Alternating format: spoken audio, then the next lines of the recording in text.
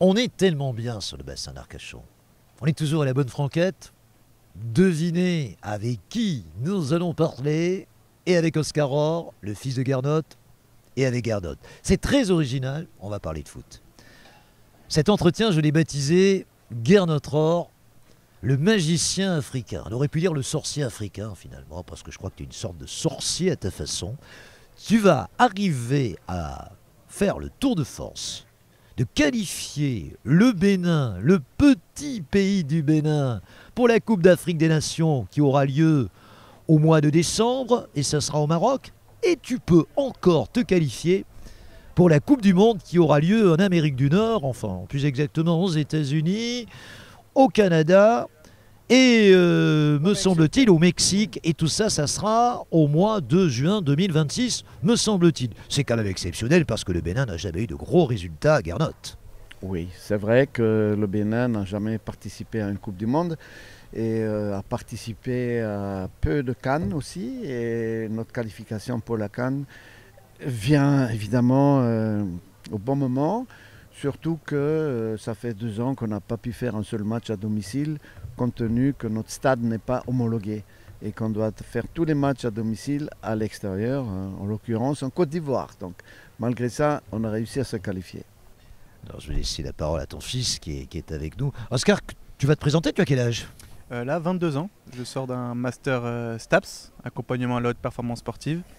Et j'ai la chance d'accompagner mon père à la sélection béninoise de football en tant que préparateur physique adjoint à Jean-Luc Royer. Rapidement, ta carrière de footeux, elle a commencé, j'imagine, ici à Lège ? Non, Pas du nécessairement ? tout. Non, à Bruges, à côté de Bordeaux. Oui. Mais après, je suis rapidement passé à l'athlétisme. Ouais. Maintenant, je continue et je suis sprinter au Stade Bordelais. Alors là, ta particularité, c'est que tu bénéficies un petit peu de l'expérience de ton père et tu es préparateur physique adjoint de l'équipe du Bénin. Est-ce que c'est si facile que ça, finalement? Parce que tu es un gamin par rapport à ces joueurs qui sont confirmés à l'image du capitaine, qui s'appelle comment déjà, le capitaine Steve Mounier, oui. Ancien joueur de Montpellier, très bon joueur de tête, qui a 32, 33 ans, qui est plutôt en fin de carrière.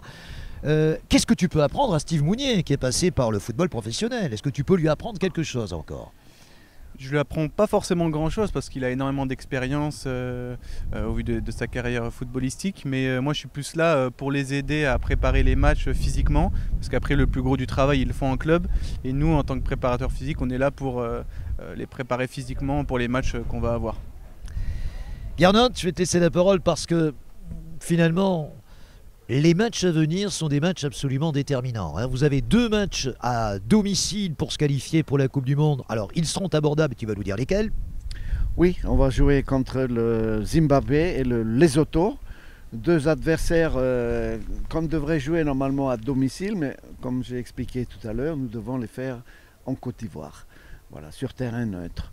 Et donc ce sont 2 adversaires qu'on voudrait battre, et si jamais on les battait, on aurait la chance de finir dans les 2 premiers. Après, il y a quand même deux déplacements extrêmement compliqués en Afrique du Sud et au Nigeria que vous avez battu récemment d'ailleurs. On aura 2 déplacements pour finir, ça sera au Rwanda et au Nigeria. Et c'est vrai qu'on a battu le Nigeria en match aller en Côte d'Ivoire, c'était une grosse surprise. Et bon, ils sont derrière nous au classement, ça c'est encore une plus grosse surprise. Et tout est possible, mais bon, je pense que l'Afrique du Sud a la meilleure équipe là-dedans avec le Nigeria et qui ont les meilleurs joueurs aussi. Et que nous, si on pouvait se mêler là, à la lutte de première place, ce serait un petit miracle. Alors je dis le sorcier africain, mais c'est pas la première fois que tu fais un tour de sorcellerie parce que j'ai le souvenir il y a quelques années de cette équipe niçoise qui n'aurait jamais dû se trouver au niveau où elle a été pendant un laps de temps de la saison, que tu avais porté à la première place. Tu as laissé un tellement bon souvenir à Nice que récemment, Nice Matin a écrit un article sur cette victoire presque miraculeuse contre le Nigeria. Et cet article, tu me l'as fait parvenir. Je l'ai moi-même posté sur les réseaux sociaux. Ça veut dire qu'on t'a vraiment pas oublié sur la Côte d'Azur. Oui, j'ai passé 5 années magnifiques à Nice. D'ailleurs, c'est à ce moment-là que Oscar est né, en 2002. Donc c'est de bons souvenirs. Et du coup... voilà, on a été honoré il y a quelques semaines aussi avec d'anciens entraîneurs encore pour le dernier match de Nice contre Brest à domicile. devant 35 000. C'était magnifique d'avoir été encore mis en souvenir de cette belle époque qui était entre 2000 et 2005. Est-ce que c'est un avantage, Oscar, d'avoir un papa comme Gernot, ou est-ce qu'on n'est pas toujours un petit peu dans l'ombre? Comment on fait pour exister d'une certaine façon? Parce que c'est ça la question qu'on peut se poser lorsqu'on a un papa célèbre. Comment on fait? Comment on fait? On vit normalement. Moi, je me pose pas de questions, pas de pression par On te rapport le à sort ça. en permanence ou pas? De temps en temps, oui, mais après, ça me fait toujours plaisir d'en parler ou quoi. Et c'est toujours sympa d'avoir un papa comme ça, qui a autant d'expérience. Surtout moi qui suis dans le monde du sport, ça me permet d'apprendre beaucoup de choses aussi, notamment actuellement avec le Bénin. Tu vas aller à la Coupe d'Afrique des Nations, en plus, c'est ce que tu m'as dit, qui aura lieu donc, on l'a dit, au mois de décembre prochain au Maroc. Ça, c'est extraordinaire. Hein. Ah ouais, sur un CV et pour l'expérience personnelle, professionnelle, c'est vraiment quelque chose d'exceptionnel de faire une Coupe d'Afrique dans le plus haut niveau du football, ouais, c'est sûr. Alors Gernot, cette Coupe d'Afrique des Nations, vous êtes dans quel groupe? Nous sommes dans un groupe difficile avec le Sénégal, qui est évidemment favori, avec la RDC, dernière demi-finaliste de la Coupe du Monde aussi. Pas de la Coupe du Monde, Coupe d'Afrique. De la Coupe d'Afrique, oui. Ils avaient fait la demi-finale en Côte d'Ivoire, la RDC, et aussi le Botswana qu'on a vraiment envie de battre, parce que si on finit dans les 2 premiers, on se qualifie, et les 4 meilleurs troisièmes se qualifient aussi. Donc c'est une motivation supplémentaire. Avec une victoire, tu peux y arriver comme a fait la Côte d'Ivoire, la dernière CAN qui avait 3 points, est allée jusqu'en finale et même jusqu'à la victoire finale. Et on aurait envie de sortir de ce groupe, qui est un groupe difficile. On est basé à Rabat. Les 2 premiers matchs auront lieu là-bas. Et le 3e match contre le Sénégal aura lieu à Tanger. Donc ça se joue pendant les fêtes de fin d'année. Très bien. C'est un pays que tu connais, le Maroc, Oscar? Ah, j'y suis jamais allé et c'est un pays qui a l'air vraiment super, avec des personnes qui ont l'air très accueillantes et un paysage magnifique à Rabat Un engouement notamment. extraordinaire pour le foot au Maroc. Depuis que le Maroc est arrivé en demi-finale de la Coupe du Monde, faut-il le rappeler, c'était quand même extraordinaire. Ils ont sorti les Portugais au Qatar. Pour ceux qui ne connaîtraient pas le foot, mais ça m'étonnerait. En général, sur Aquitaine, ceux qui nous suivent connaissent le foot. C'est un football que tu admires, le football marocain?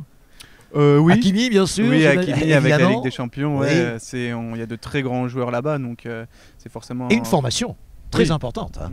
Ouais, donc c'est forcément un football qu'on regarde et qu'on admire de notre côté, donc on apprend toujours des meilleurs de toute façon. Gernot, football marocain, ça serait un rêve pour toi d'entraîner le Maroc? Pourquoi pas? J'avais déjà eu une proposition du Maroc, mais j'étais au Nigeria sous contrat. Je n'ai pas pu honorer. Mais non, je suis très bien au Bénin. J'ai eu une équipe de jeunes. La plupart des joueurs sont issus des U20 qui avaient fait la Coupe d'Afrique des Nations U20 en Égypte et qui ont vraiment du talent. La moitié de l'équipe, c'est moins de 23 ans. Et du coup, il y a de belles choses à faire avec cette équipe. On a un capitaine qui est exemplaire, qui joue en Allemagne maintenant, à Augsburg, Steve Mounier, qui a 30 ans, 31 ans. Et on a un autre joueur qui est arrivé en Bundesliga, à Saint-Pauli, qui s'appelle Huntanji, Andreas. Donc, autour de ça, on a un garçon qui joue en France en première division, c'est Tosin avec Lorient, et puis certains en deuxième division. Donc il y a de quoi travailler avec. On ne peut pas finir cet entretien sans dire un mot des Girondins de Bordeaux, c'est obligatoire. Ah, l'entraîneur emblématique, le joueur emblématique que tu fus, évidemment, une demi-finale contre la Juve en 85, une demi-finale de Coupe des Coupes contre Leipzig avec ton alter ego en défense centrale qui était Donc c'était Alain Roche. Alain Roche, et bien évidemment la finale de 96 contre le Bayern de Munich, le club de ton cœur. Ça devait être sacrément difficile ce match-là. Oui, mais bon, on voulait le gagner. D'ailleurs, c'était la dernière année où en finale de la Coupe UEFA, il y avait 2 matchs. Un match aller et un match retour. Mais ils étaient plus forts que nous, le Bayern, déjà à l'époque. On avait tout donné contre le Milan AC, en les battant 3-0, pour ne plus avoir malheureusement le jus pour gagner la finale. J'ai quand même le souvenir de Didier Tolo face à Oliver Kahn, qui loupe un but, mais presque pas tout fait parce encore fallait-il dribbler le gardien. Et de Bancarel, qui a une occasion énorme, ça c'est au match aller à l'Allianz Arena. Je ne sais pas si ça s'appelait comme ça d'ailleurs à l'époque, je crois pas. C'était le stade olympique de Munich à l'époque. Exactement, c'était encore le Olympiastadion von München, c'était pas encore l'Allianz Arena, elle a été faite quelques années après. Et c'est un stade historique, magnifique d'ailleurs, avec une toiture comme un immense, on va dire, château. C'était beau. Et du coup, on a joué encore là-bas. Et ça reste un souvenir, même si on a perdu 2-0. Là-bas, c'était quand même un bon match. On aurait pu faire mieux, c'est vrai, on aurait pu ouvrir la marque. On ne l'a pas fait. Mais du coup, voilà, ça reste pour moi aussi un match où tu joues contre d'anciens coéquipiers.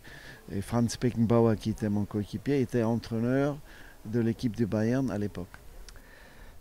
Le Bayern, ça te fait rêver, ce football allemand, tu le suis. Il est un petit peu à la croisée des chemins, ce football allemand. Hein. Même les filles sont un petit peu en régression, Oscar, j'ai un peu l'impression, même si elles se sont qualifiées contre les Françaises, mais j'ai pas l'impression que c'est aussi fort que par le passé, les Allemandes.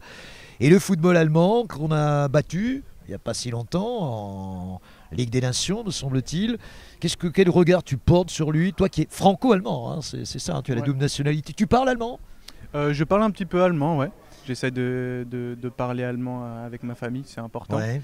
Et ouais, c'est un football où il y a beaucoup de rigueur. C'est ça qui est assez sympa avec cet entraînement-là. Et c'est vrai qu'en ce moment, il est un peu en dessous. Ça commence un peu à remonter quand même avec pas mal de jeunes, Moussiala, Wirtz, etc.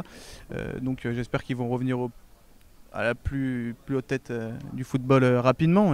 Tu te verrais travailler dans un club allemand, parce que j'imagine qu'on doit avoir une rigueur physique, une rigueur mentale très très importante dans ces clubs-là. Ah oui, bien sûr, ouais. Parce que de mon côté, avec l'athlétisme qui m'a pas mal formé aussi, j'ai cette rigueur et aussi avec mon papa, cette rigueur allemande qui est présente, ouais.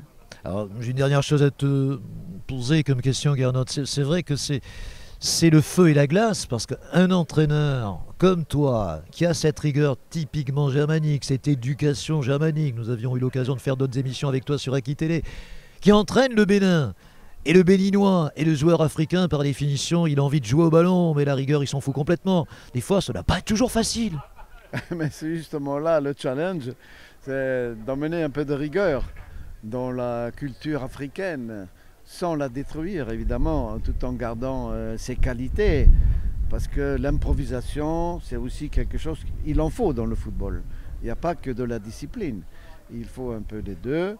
Et d'ailleurs, en tant qu'Allemand, j'ai dû mettre un peu d'eau dans mon vin en allant entraîner des joueurs africains. Merci beaucoup. Quel plaisir d'être avec la famille Rohr. Oscar, sur ma gauche, préparateur physique, adjoint de l'équipe du Bénin. Et le sorcier africain, j'espère qu'il ne m'en voudra pas de l'appeler ainsi, Gernot Rohr, que nous connaissons, que nous retrouvons régulièrement sur l'antenne d'Aki Télé. Les amis, vous aimez le foot? Suivez-nous, parce qu'on a peut-être des choses sympas à vous dire très bientôt pour la rentrée. On va être là, et votre serviteur aime bien le ballon rond, donc ça tombe bien, si vous aimez le foot, nous aussi. À très bientôt.